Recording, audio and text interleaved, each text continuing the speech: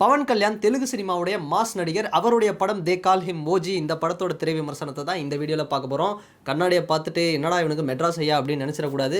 இந்த ஓஜி படம் பார்த்த எஃபெக்ட் அப்படின்னே சொல்லலாம். ஸோ எப்படி இருக்குது இந்த படம்? சாஹோ அப்படின்னு பிரபாஸை வச்சு ஒரு டைரக்ஷன் பண்ண சுஜித் அப்படிங்கிற டைரக்டர் தான் இந்த படத்தை இயக்கியிருக்காரு. இவர் பவன் கல்யாணோட ஒரு ஃபேன் பாய் அப்படின்னு சொல்லலாம். இந்த படம் ரிலீஸுக்கு முன்னாடியே புக்கிங்ஸ் பார்த்தோம்னா 360 கோடி வந்து கலெக்ஷன் பண்ணியிருக்கு அப்படின்னு சொல்கிறாங்க. ஒட்டுமொத்தமாக இந்த படம் 500 கோடிக்கு மேலே பண்ணும்பா, 700 கோடி பண்ணும்பா, ஏன் 1000 கோடி கூட பண்ணும்பா அப்படிங்கிற மாதிரி கலெக்ஷன் வந்து போயிட்டுருக்கு. சரி, படம் எப்படிரா இருக்குது? சாகோ படத்தில் வந்து இந்த புவி ஈர்ப்பு சக்தியே வந்து வேலை செய்யலை, எல்லாம் ஏரில் பறந்துட்டு இருந்தாங்க அப்படின்னு வந்து ஒரு விமர்சனம்லாம் வந்தது. பட் இந்த படம் எப்படி இருக்குது அப்படின்னு பார்த்தா, ஹானஸ்ட்டாக சொன்னாங்க, அஜித் சாரோட ஃபேன்ஸுக்கு ஒரு குட் பேட் அக்லினா, பவன் கல்யாண் பவர் ஸ்டார் அவருடைய ஃபேன்ஸுக்கு இந்த தே கால் ஹிம் ஓஜி. என்ன பண்ணியிருக்கிறாங்க அப்படின்னா, பவன் கல்யாண் ஒரு விஷயத்த சொல்லியிருக்கிறார். நான் தூக்கி வளர்த்த பசங்க ராம் சரண், அல்லு அர்ஜுன், ஜூனியர் என்டிஆர் எல்லாம் வந்து நான் ஃபீல்டில் இருக்கும்போது குட்டி குட்டி பசங்க, அவங்கெல்லாம் 1000 கோடி கலெக்ஷன் கிட்ட அடிச்சிட்டாங்களே, ஏன் 500 கோடி கூட அடிச்சிட்டாங்களே, என்னால் முடியல அப்படின்னு ஒரு வருத்தம் அவருக்கு இருந்திருக்கு போல். நான் தாண்டா ஆந்திரா சினிமாவில், தெலுங்கு சினிமாவில் நான் தாண்டா மாசு அப்படிங்கிற மாதிரி, டோலிவுட்டோட தலடா நான் அப்படிங்கிற மாதிரி இறங்கி ஒரு சம்பவம் பண்ணியிருக்காரு. உண்மையாக சொல்லணும்னா வேறு லெவல் படங்க. நானும் எவ்வளோ படம் பவன் கல்யாண் அவரோட படம் தேட்டரில் பார்த்துருக்கேன். ஆனால் இந்த மாதிரி ஒரு படம் பார்க்கல. படத்தில் மாஸ் சீன் இருக்கலாங்க, படம் ஃபுல்லாகவே மாசாக இருக்குது அப்படின்னு தான் சொல்லணும். இன்ட்ரோடக்ஷன் சீன்லேருந்து அதாவது கிளைமேக்ஸ் வரைக்கும் ஃபுல்லாக மாசு தான். நடுவில் வர ஒரு சீனும் மாசுங்க. குறிப்பாக இந்த தமன் ஒருத்தர் இருக்கார் பாருங்க, மியூசிக் டைரக்டர். என்ன பண்ணார்னா, கம்போஸ் பண்ணும்போதே ஸ்டூடியோவில் ஒரு 10 லிட்டர் பெட்ரோல் வாங்கிட்டு போவார்னு நினைக்கிறேன். அப்படியே ஊற்றி எரித்து கொளுத்தி ஒரு மாதிரி சம்பவம் அந்த ஹீட்லேயே கம்போஸ் பண்ணியிருக்காரு போல். அப்படி ஒரு மியூசிக்கு. சரி, கதை என்னடா இருக்குது? மாஸ் ஹீரோ படத்தில் கதையாக இருக்கும்னு கேட்டால் கதை இருக்குது.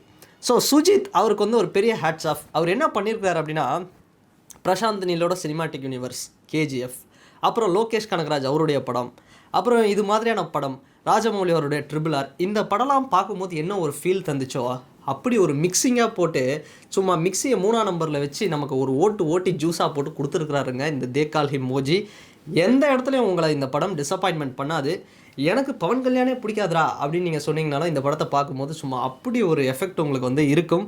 ஸ்டார்டிங் இன்ட்ரோடக்ஷன் சீன்லேருந்து எண்டிங் வரைக்கும் தலைவன் அப்படி ஒரு சம்பவம் பண்ணியிருக்காரு. கண்டிப்பாக தெலுங்கு சினிமாவுடைய mass Maharaj, number 1 mass hero அப்படின்னே சொல்லாங்க. அந்தளவுக்கு வந்து ஒரு வெறித்தனமான ஒரு வெயிட்டான ஒரு சம்பவம் பண்ணிட்டாரு.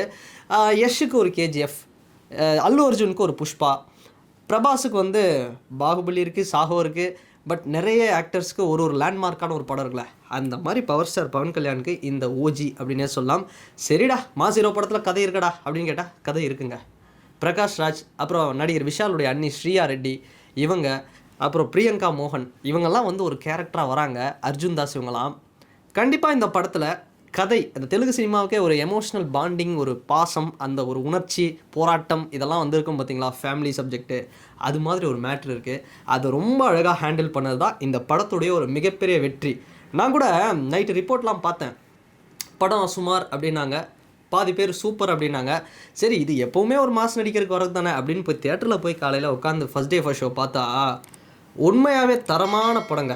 மியூசிக் வந்து சொல்லணுன்னா, இந்த படத்தில் ஒரு இடத்துல ஒரு சாங் சுவின்னு ஒரு சாங் போட்டிருக்கிறாரு தமன்.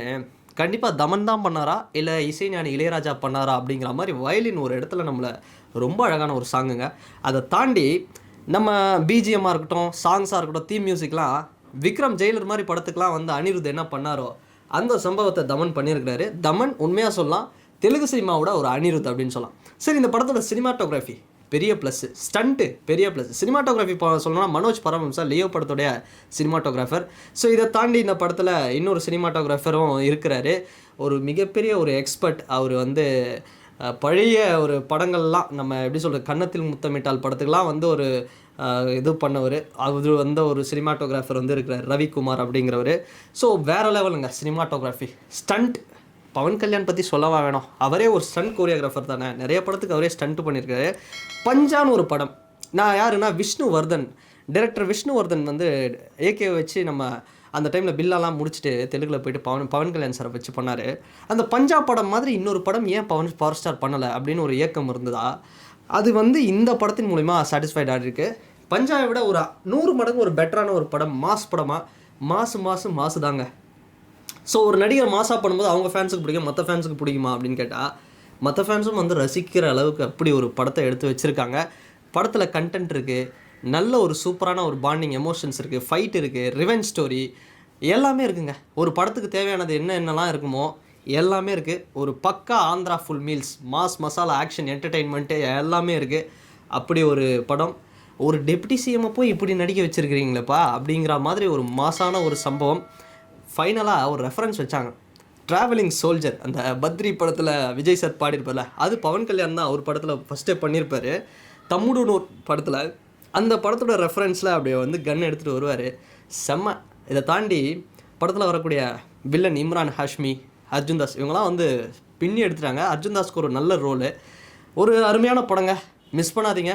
உண்மையாக சொல்கிறேன், செம்ம என்ஜாய்மெண்ட்டு, செம்ம. நீங்கள் வந்து தமிழ் ஆடியன்ஸ் அப்படின்னா ஒன்று பண்ணுங்கள், தமிழில் போய் பாருங்கள், ஃபேமிலியோடு போய் பாருங்கள்.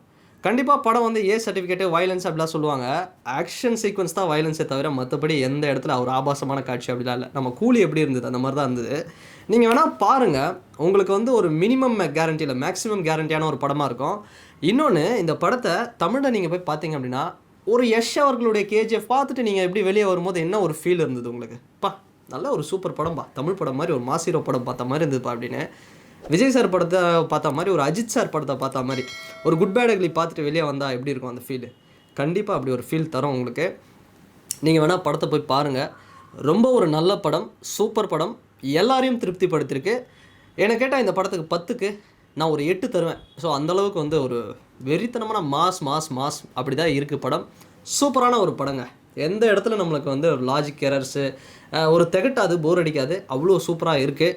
ஸோ மிஸ் பண்ணாமல் தியேட்டரில் போய் பாருங்கள். ஸோ இதுதான் நம்ம சேனலில் இந்த தே கால் ஹிம் ஓஜி இந்த படத்தோடைய ரிவ்யூ அப்படிங்கிறது. ஸோ முடிஞ்ச அளவுக்கு ஒரு ஹானஸ்ட்டான ஒரு ரிவ்யூவை நான் இந்த இடத்துல வந்து நான் சொல்லியிருக்கேன். அண்ட் இந்த வீடியோ பற்றின உங்களுடைய கருத்துக்கள் என்ன அப்படிங்கிறது இந்த கமெண்ட் செக்ஷனில் மறக்காமல் பதிவிடுங்க. அண்ட் வேறு ஒரு வீடியோவில் வேறு ஒரு கான்டென்ட்டில் நான் உங்களை பார்க்குறேன். பாய்.